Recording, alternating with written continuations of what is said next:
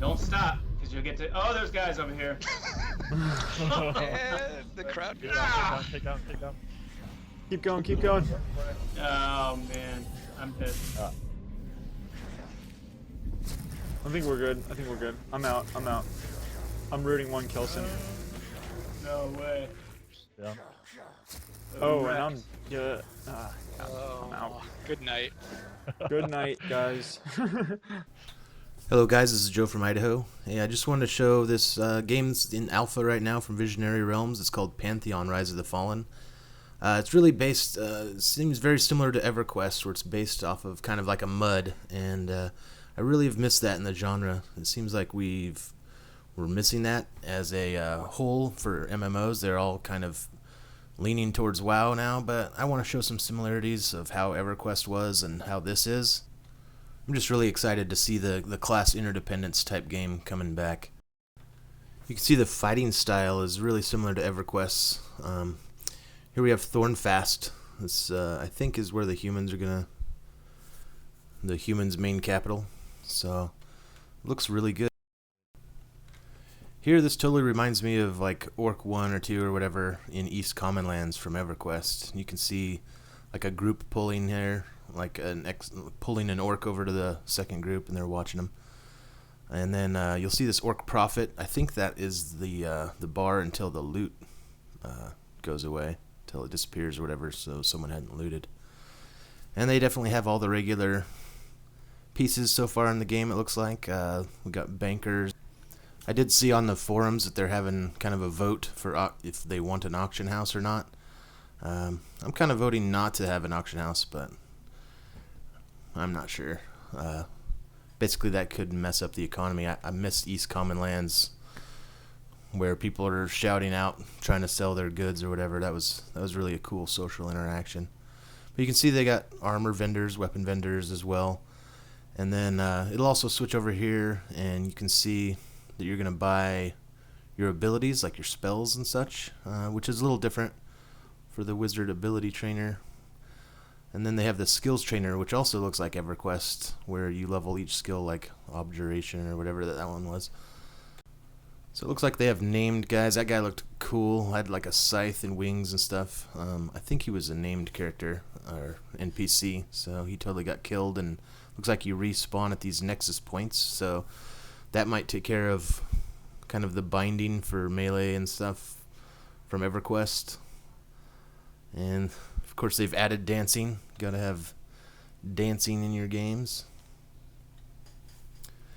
Then you can also see they have, the spell book from EverQuest, which is a really cool addition. It looks like with those 3 boxes underneath, you may be able to like augment your abilities. I'm guessing. Everything's up in the air, seems how it's alpha and everything.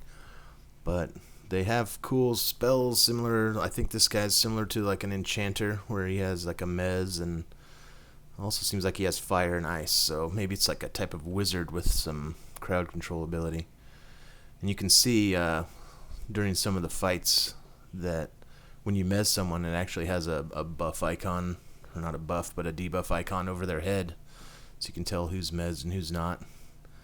Also, like the buffs, they seem very EverQuest-like, which I really like. I like having like certain classes with certain buffs, so you can identify those classes once you're playing for a while, and you'll know they'll have this decent buff that's going to help you.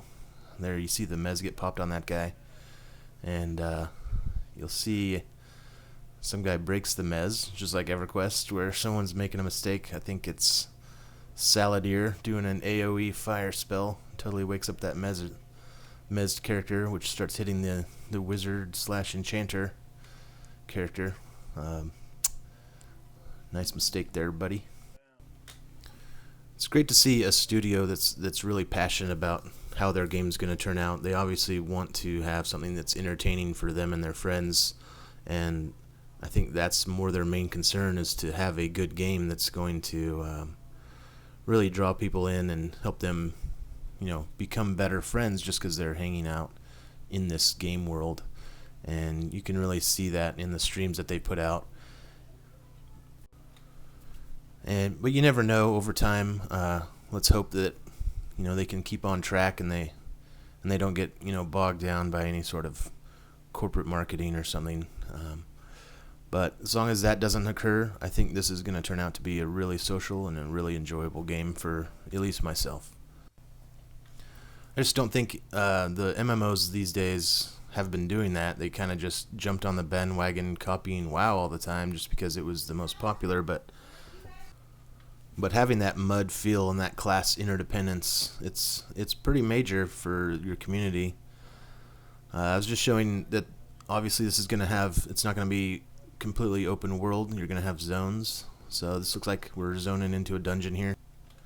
So during these streams, this footage, they're showing, like you might see something shiny, it'll pop up and say, if you have a certain character class with, I don't know, say a high intuitive sense or something, it's probably not the stat itself, but you might see something shiny and you click on it and the key shows up. And this is just also showing the named Theron the Lost. This guy's obviously going to drop some sort of loot that you're going to that it would be sought after from this dungeon. And they also mentioned that they're trying to build the zones so that there will be higher level content in the same zone, so you'll see higher level players coming through next to your lower level group to help you guys out, maybe throw some buffs on your group, and it's going to help each other out and get that social interaction going. Well, anyway, I just wanted to show all this stuff to you guys. I'm going to cut it short here, and I just want to thank you all for watching, and have a good one. Take care, and check this game out. As soon as it gets into beta and stuff further, we'll have some more videos.